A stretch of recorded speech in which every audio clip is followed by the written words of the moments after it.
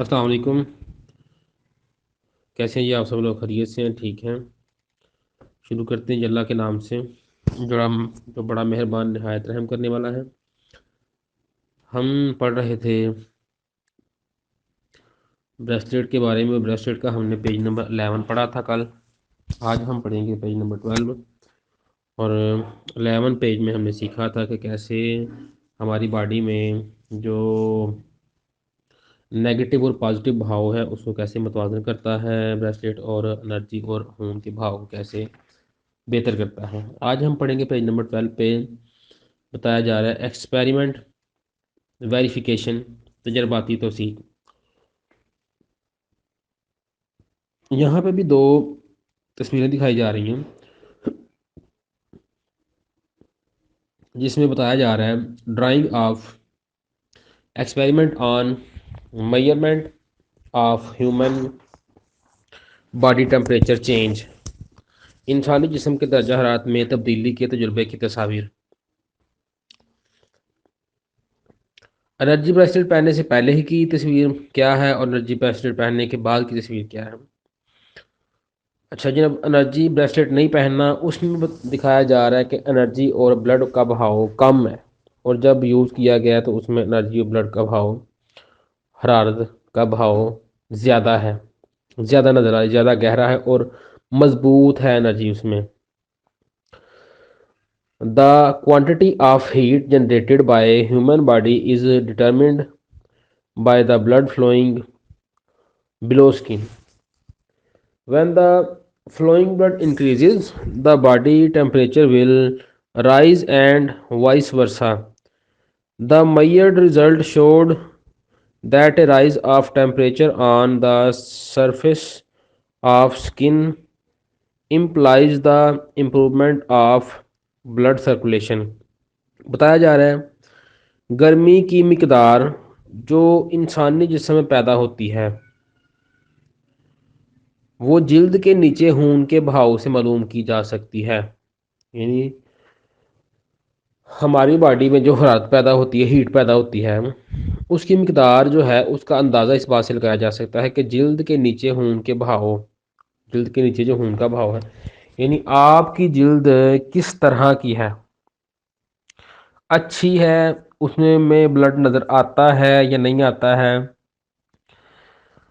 तो उससे पता चलता है कि आपकी बॉडी में जो हीट पैदा होती है वो वहाँ तक पहुँच रही है या नहीं पहुँच रही। यानी यहाँ पे हीट एनर्जी की सूरत में बात हो रही है। जब खून की गर्दिश ज़्यादा होती है तो जिस्म का दर्जा हरारत बढ़ जाता है, यानी आपका बॉडी गर्म रहती है। कई लोग ऐसे होते हैं ना जिनके हाथ पाँव सर्दियों में ठंडे रहते हैं, बाकी बॉडी गर्म हो भी जाए लेकिन हाथ पाँव ठंडे रहते हैं। तो हमारा कैप्सूल है कार्डिसेप, वो एनर्जी को पूरी बॉडी में फैलाता है। वो गुर्दों की जो ची है ना उस पर बड़ा अच्छा काम करता है, किडनीज की ची पे।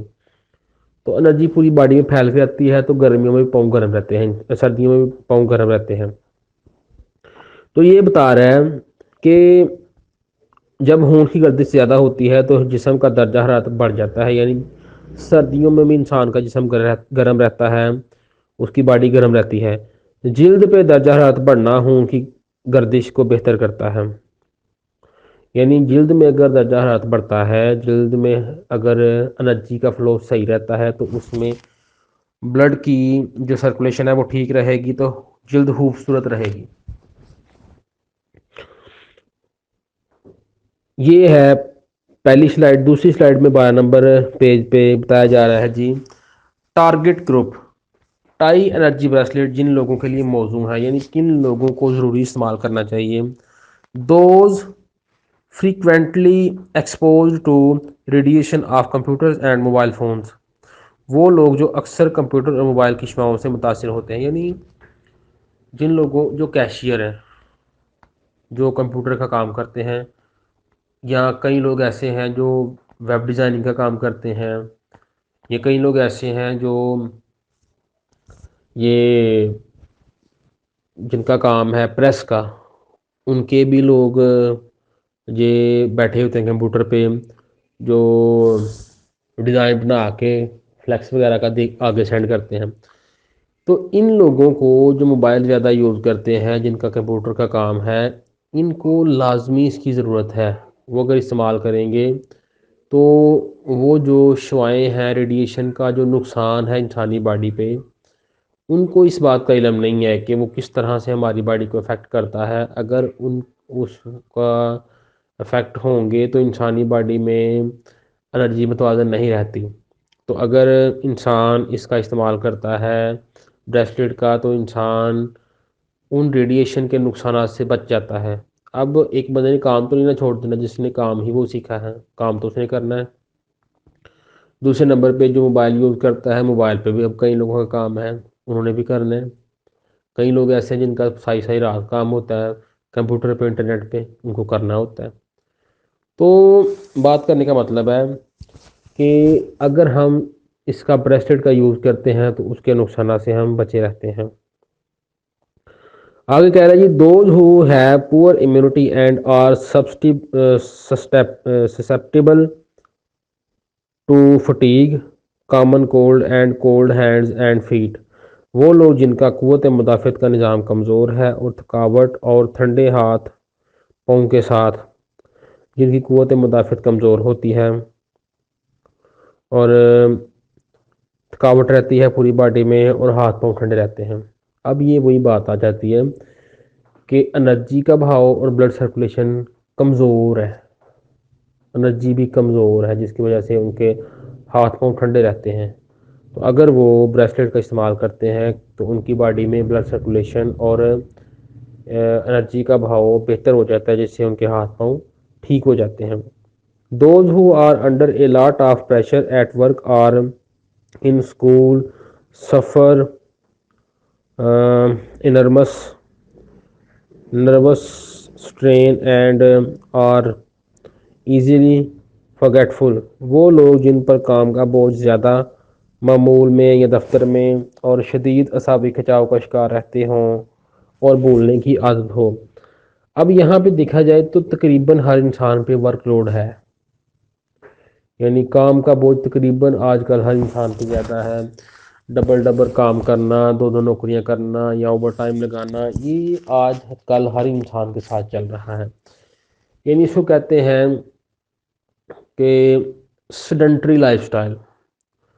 लाइफ बहुत तेज़ हो चुकी है आजकल, लोगों का लाइफस्टाइल बहुत फास्ट हो चुका है।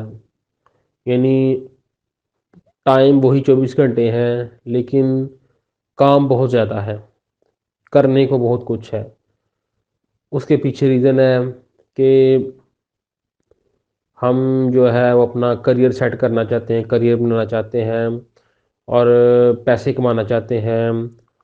आमदन को बढ़ाने के चक्कर में इंसान अपनी सेहत तबाह कर रहा है।